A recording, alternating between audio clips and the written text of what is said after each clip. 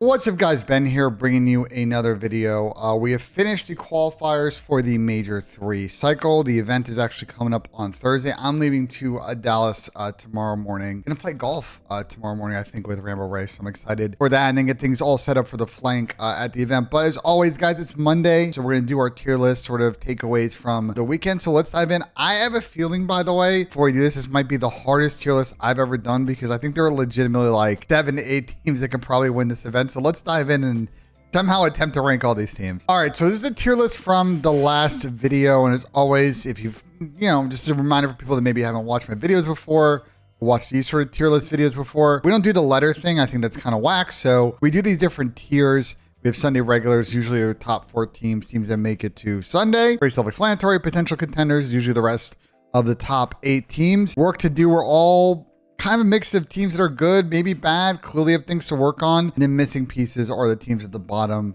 who usually like a roster change or 2 or 3. Maybe a squad wipe away from being good. Let's start Bond. I think we started Bond the top last time. I'm going to do Bond the top again because I think it's going to be easier to do it that way. Because if I go top to bottom, I think I'm going to lose composure with sort of how this is playing out. I think in general, for the issue right now is I think there's a lot of parity. I think a lot of teams have kind of, during this major cycle, beaten a lot of good teams, lost to a lot of good teams. So amongst like the top 7 or 8, there's just a lot of parity. But there are some clear bottom feeders, and we should talk about those teams. First off is the London Royal Ravens. They did, well, I shouldn't say finally, but they did get a victory this week off the back of some really good play from ASIM and from Scraps. And I thought Paul X also played really good in that series as well. But prior to that, they also lost to Seattle on Friday. So London actually ended up being 2-3 in the online qualifier stage, which I'm surprised a little on that. I just don't really see talent-wise, how they make like a top 6 or a top 8 in this tournament. I think they look a little bit more promising than they did a few weeks ago. And maybe like one roster change away. Personally, I think the weakest player on the team right now is Paul, as good as Paul played sort of in that last series. I think moving Nasty to an AR has helped Nasty a lot. I think Paul is super inconsistent as a sub. So is ASIM, but I think ASIM just sort of has a better top end right now. So, yeah, I think London at the bottom makes sense. And I think Florida as well, also down here, makes sense. They actually lost a game 5 to LAG this week to round things out. And, I hate to say it, like probably the second weakest team. There's a major qualifier stage. There's a lot to like about the roster change, not a lot to like. I just don't see them getting points this major cycle. I would say, though, I don't really think they should like blow it up. I think try this team like one more time or, just sort of see how the next couple of weeks goes. Because I don't entirely hate their squad, but they need to get better at S&D. They have fallen off the cliff in search. And, that was a strength of their past team. They got a little bit better respawn with this team. I know they're trying to kind of match the arms race with some of the other better squads, but they're gonna need to get improved in search because that's really their biggest win condition, and they don't have it right now. Okay, let's keep going to the work to do tier. We've got LAG here up next, and another kind of, this one's even more surprising than London. I don't know if anyone had LAG getting in the top 8 winners bracket for this major. Definitely surprising, and I gotta tip the fact that they went 2-0 this weekend. I didn't have them beating Florida. They did. I didn't have them beating Vegas, and they did.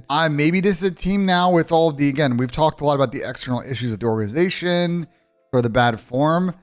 I guess maybe they've kind of fallen this into this sort of, I don't care. Let's just kind of put all that aside and just focus on COD kind of mentality, and it worked out for them. And look, Vegas and Florida aren't the best teams in the league, and I don't think that when LAG score up in the bracket that they're going to get super deep. I do think they're on a path right now, though, to maybe get a top 8 or a top 6, which would be a really good placing for them points-wise. They need those. But we got to tip that performance. I don't think it's enough for me to move them into the contenders, but I think it's good enough where I'm not moving them down. Let's just put it that way. And I think we had to say the same for the Vegas Legion. They went 1-1 this week, beating the Minnesota Rocker, and we'll get to that whole clown show in a minute. But they also lost to LAG. Again, I think same with LAG.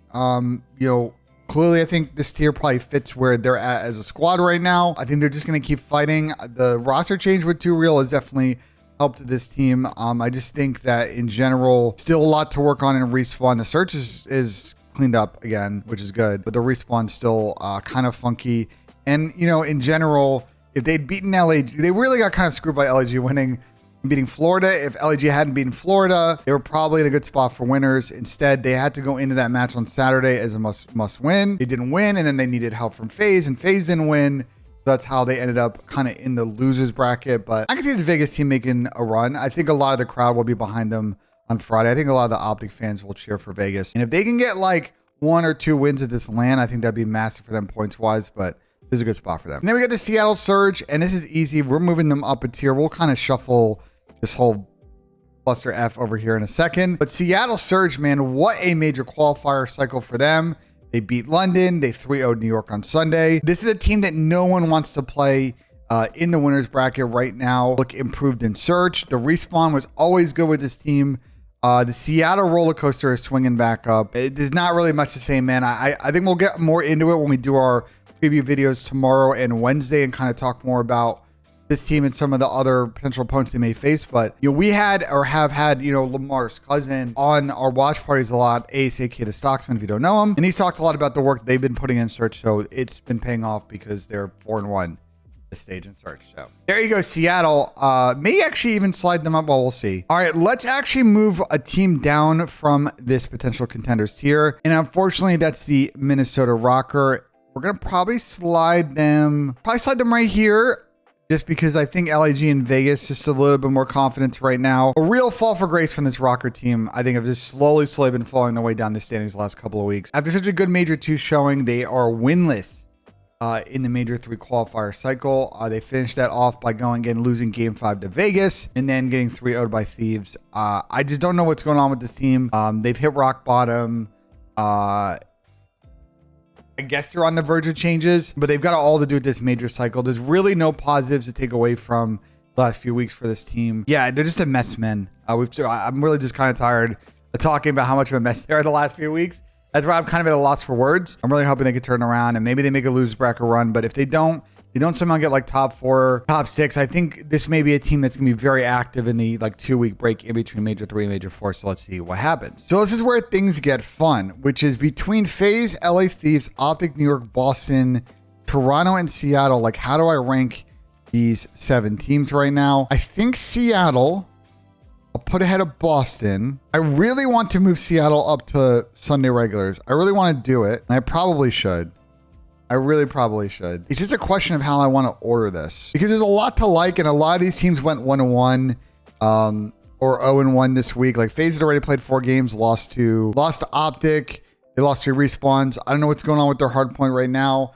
Obviously, they're always playing the long game with this team, and I never count them out. Even when their respawn's bad, they still find a way to get top 3 at this event. Thieves look good, but again, they seem to always be blowing their situationals on a CDL Search. So I don't know what to think of all of that. Like, they're a good respawn team, good in all modes, but then when they get into S&E, these like game 5, they just blow every 4v3 they get. Optic, I mean, yeah, they beat FaZe, but they also had an absolute clunker earlier in the week against New York. So I don't know what to think about all that. And New York beat Optic and then lost to Seattle. So you see my mess here. It's like, I don't know how to rank these teams, right? Boston beat Thieves. But they've had some kind of up and down stuff. So this is like, they just toss all 7 teams in Sunday regulars. Like, this is so hard. All right, let's do this. FaZe and Thieves, I'll leave 1 and 2. I feel like that stability there is probably good. I think we probably do this and then that. I feel like this might be the fairest way to do it. It's just so hard to rank these teams, but stability.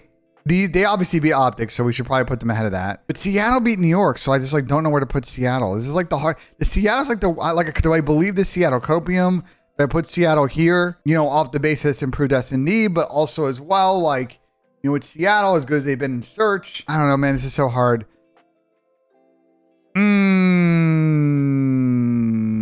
Okay, we're sticking with this. I'm gonna put my neck out on this one. I believe the Seattle hype. I'm gonna be honest, man, like, because I think this is sort of the final ranking. I think legitimately, and before I see some dumb comments on YouTube, I think legitimately all 7 of these teams can win this event. And we should just also do this too.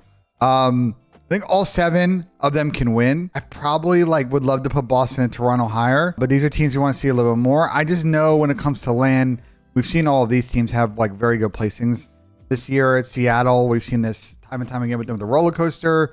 I think New York's rounding very much into form, but they've been on this 3-0-0-3 cycle, and it's the same thing with Optic too, and Boston, Toronto. And there's also like situational matchups, right? Like FaZe, I like against most of the teams on here, but against Optic, they've really struggled. So we're gonna stick with this. I think this is just a wide open tournament, man, and I'm curious to see what this tier list this tier list looks like after this major, because it's just really hard to rank. But we'll stick with this going into the event. And let me know in the comments what y'all think. So yeah, that was difficult. That was difficult. I didn't know what to think about all that, but I'm kind of happy with where we netted with this list. Let me know in the comments your thoughts. The next two videos are going to be sort of preview videos for the major. I'm gonna probably split them up into like 6 teams and 6 teams, kind of talk through their journey, what they need to work on, and all that. So be on the lookout for that. And then my predictions video will go up on Thursday morning for the major, so be on the lookout for that. As always, guys, let me know in the comments what you thought. Like if you enjoyed the video, subscribe for more, and we'll see you guys on the next one.